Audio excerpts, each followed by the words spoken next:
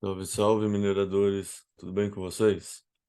No episódio de hoje do podcast Mining the Future, a gente vai fazer uma leitura comentada do nosso Mining Report de maio. Como sempre, a gente começa falando que esse conteúdo é estritamente educacional e nada do que a gente está falando aqui representa de maneira nenhuma uma sugestão de investimento, uma indicação de investimento. Bom, começar comentando sobre dados gerais da rede nesse último mês.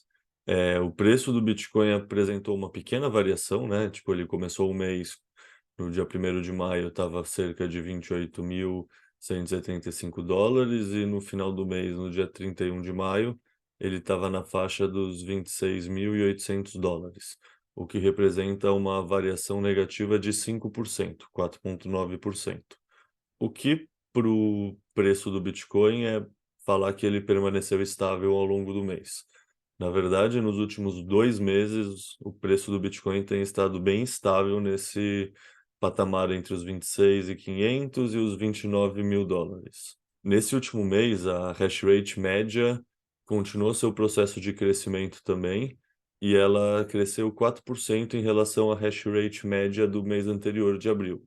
Então, em abril, a hash rate média estava em 348 exahashes por segundo, enquanto agora em maio a hash rate média subiu para 362 exahashes por segundo. O hash price segue bastante achatado, bastante espremido, e ainda está em 0,071 centavos de dólar, ou seja, 7 centavos de dólar, e em média a taxa de remuneração do bloco está em 7,48% do total da remuneração do bloco, né? E com isso a receita diária total da mineração tem girado em torno de $26 milhões.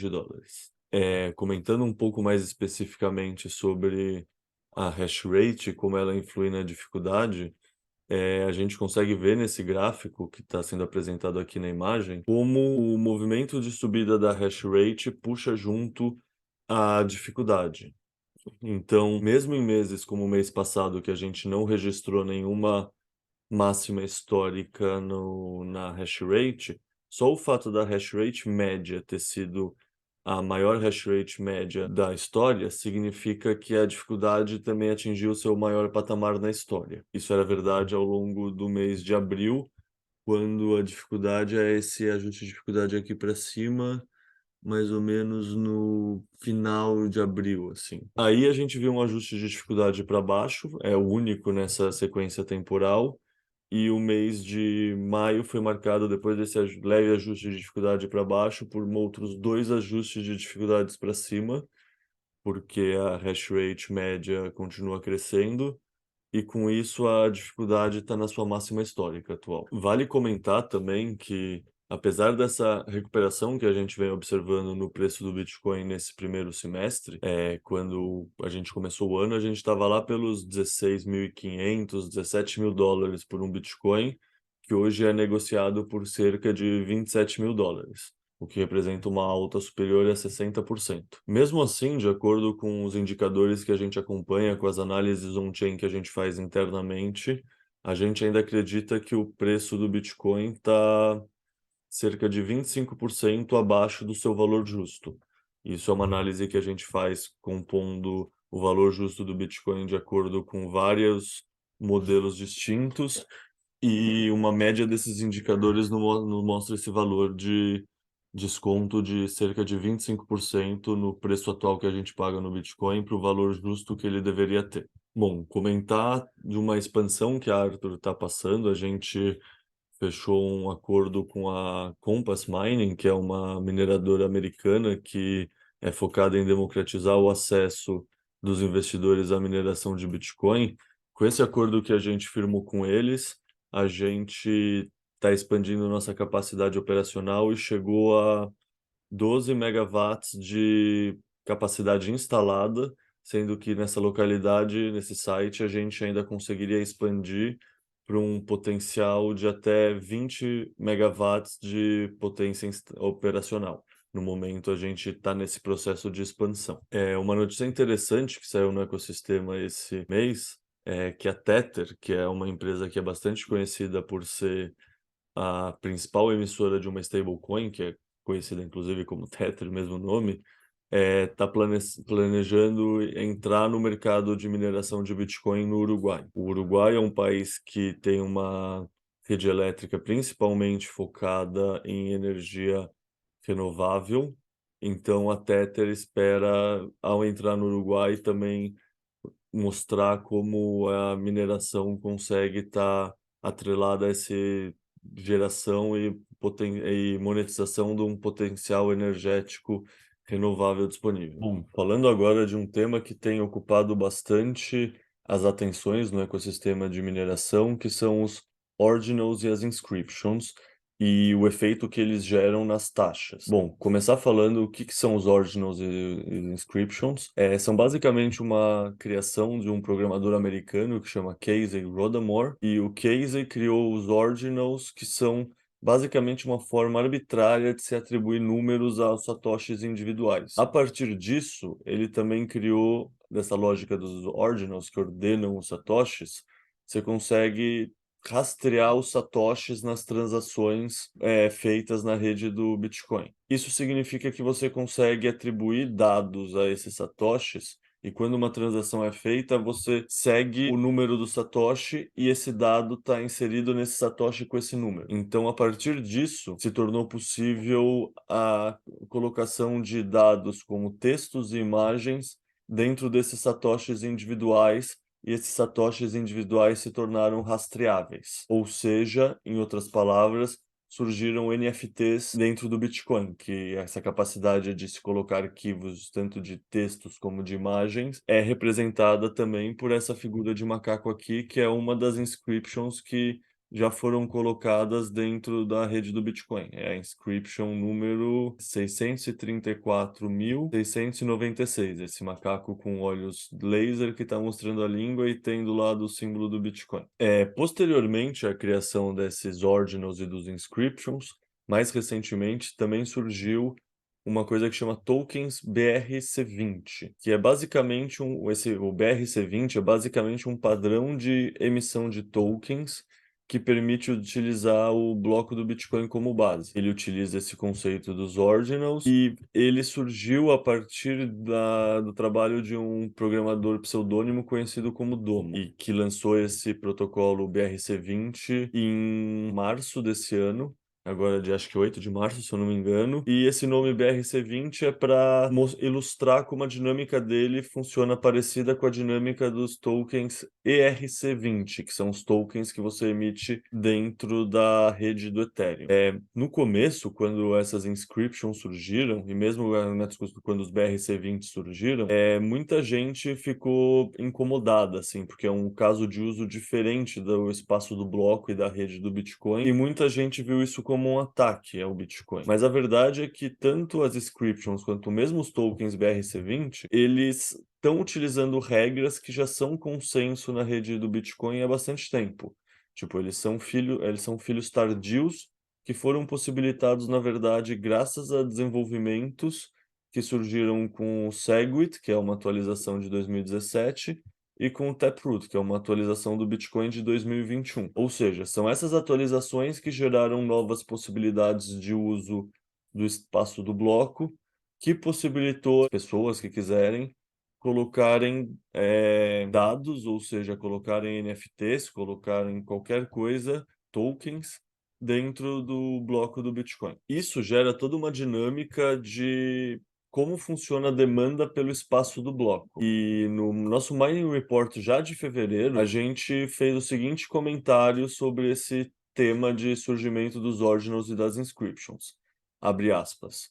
A gente tem uma visão global cautelosamente otimista sobre o tema, que é uma questão que sempre pairou em cima da cabeça do ecossistema do Bitcoin como será a viabilidade econômica da mineração quando a remuneração do bloco diminuir consideravelmente em alguns halvings. E a melhor maneira de responder essa questão é aumentar a demanda pelo uso do espaço do bloco. Com o aumento da demanda, a remuneração pelo espaço do bloco sobe. Então, talvez a criação dos ordinals e inscription tenham solucionado uma questão futuramente relevante, que é, caso a adoção continue ocorrendo, talvez os ordinals e as inscriptions façam pelo espaço do bloco o mesmo que a mineração de Bitcoin fez pela energia ociosa, ou seja, tornar o seu valor maior que zero.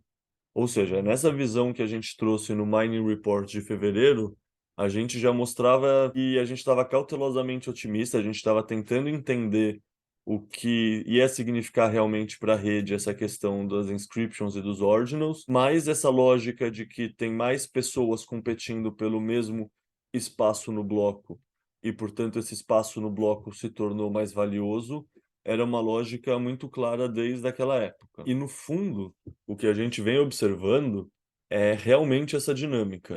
Aqui tem uma imagem que mostra basicamente a mudança de paradigma que vem sendo o ano de 2023 em comparação ao ano de 2022. O ano de 2022, a gente vê uma rede com pouquíssima atividade, e essa rede só apresenta atividade mesmo quando o mercado apresentou muito estresse, que foi no dia da quebra da Terra Luna e no dia da quebra da FTX. Em 2023, a partir do final de janeiro, quando surgem as inscriptions, os ordinals e posteriormente esses tokens BRC20, a gente vê um padrão de uso da rede muito diferente, que é um padrão que no fundo, mostra uma demanda muito maior, uma rede muito mais aquecida do que no ano de 2022, o que representa também a adoção desses inscriptions e dos ordinals. Aqui a gente está vendo uma imagem que mostra a variação das taxas de transações nos últimos 4 anos. Essa imagem, assim como a passada, estão usando o quê? Estão usando os dados de quanto uma transação está tendo que pagar para ser consolidada pela rede Bitcoin. Isso são dados em satoshis por VByte, que é os virtual bytes. Aqui fica muito claro como o ano de 2020, final de 2020, começo de 2021, representou um bull marketing de taxas de transação. Esse é um bull marketing que aconteceu por conta do bull marketing do preço, ou seja, é natural que quando aumenta a atividade especulativa da rede e tem muito mais gente entrando na rede por conta do bull market do preço, que é um bull market associado com halving, natural que a demanda pela utilização da rede e do espaço e a demanda pelo espaço do bloco aumente. Aí, o ano de 2022, aqui a gente já discutiu um pouco antes, mas mostra claramente essa diminuição de demanda. Tanto Luna quanto FTX são dois pontos que representam uma exceção numa rede que está sem quase nenhuma demanda. Em 2023, essa demanda volta.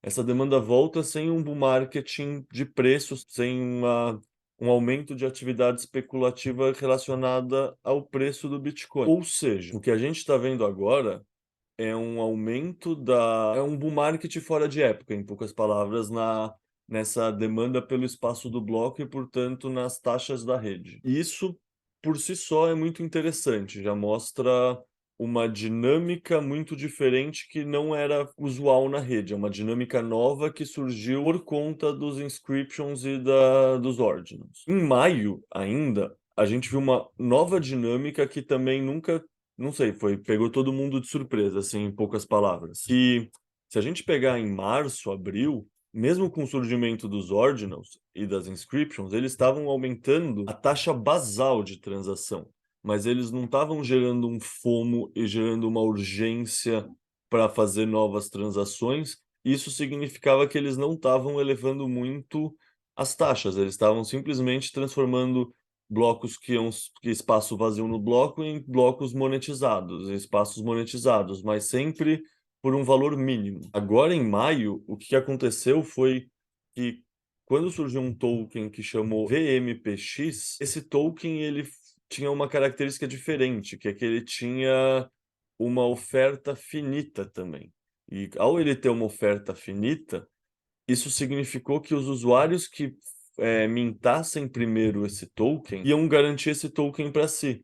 E quem não mintasse esse token ficaria sem, por conta dele ter uma oferta limitada. Em outras palavras, isso gerou uma sensação de urgência, um FOMO, entre o pessoal que estava mintando esses tokens usando a rede do Bitcoin, que gerou um pico de taxa, assim, um aumento muito grande no pico de taxa. Aqui na imagem a gente consegue ver bem como é o padrão de abril, que tipo, a gente tem um pico de uso, mas esse pico de uso é sempre em taxa, com taxas baixas, assim, são sempre taxas de 5, 10, 15, às vezes 20 sets por VByte. Em compensação, esse pico que aconteceu no dia 8 de maio, ele teve momentos que a rede estava consolidando transações que estavam sendo feitas por mais de 500 satoshis por VByte, que representa mais de $20 por transação. Isso gerou muita dor em muitas pessoas. Muitas pessoas começaram a criticar esse processo de mintagem de tokens da rede Bitcoin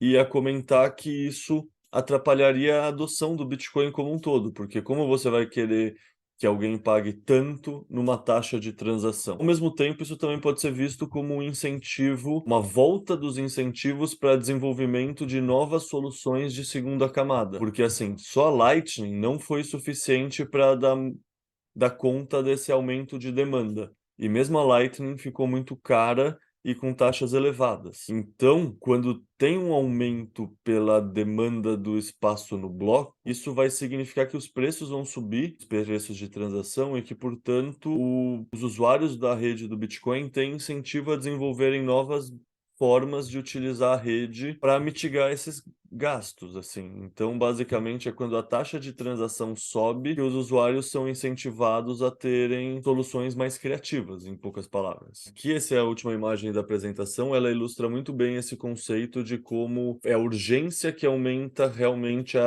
as taxas de transação, mais do que necessariamente só a demanda em si. Tipo, a urgência pelo espaço no bloco fez esse pico que, tipo, antes, mesmo com os ordinals, a taxa dos blocos ainda estava sendo menos de um Bitcoin, menos de meio Bitcoin a cada bloco para os mineradores, ou seja, tipo, as taxas de transação dentro do bloco, que é diferente da remuneração do bloco. A remuneração do bloco é o quanto é emitido em cada bloco, as taxas do bloco são as taxas de transação dentro do bloco. Então, assim, se ao longo do ano inteiro a gente não viu taxas superiores a meio Bitcoin, no início de maio, quando aconteceu todo esse momento de urgência e de FOMO, a gente viu blocos serem minerados. Aqui está mostrando um valor um pouco mais médio, que mostra abaixo de 5 Bitcoins, mas em alguns poucos blocos a gente ultrapassou os 6,25 Bitcoins só em taxas de bloco. Ou seja, mais da metade da remuneração dos mineradores estava vindo das taxas de transação e não da remuneração do bloco. Mas isso logo se normalizou depois. A gente ainda está com um valor um pouco acima da média anterior, mas esse valor já é significativamente menor, é menos de um Bitcoin, meio Bitcoin, já não tem nenhuma relação com essa atividade especulativa, esse pico de demanda que a gente viu no começo do mês, dia 7, 8, 9 de maio, principalmente. Bom, e é isso. Quem quiser tirar mais dúvida, conversar sobre o assunto, é só me procurar, pode mandar e-mail, pode me procurar no Twitter, no LinkedIn, e é isso. Até a próxima.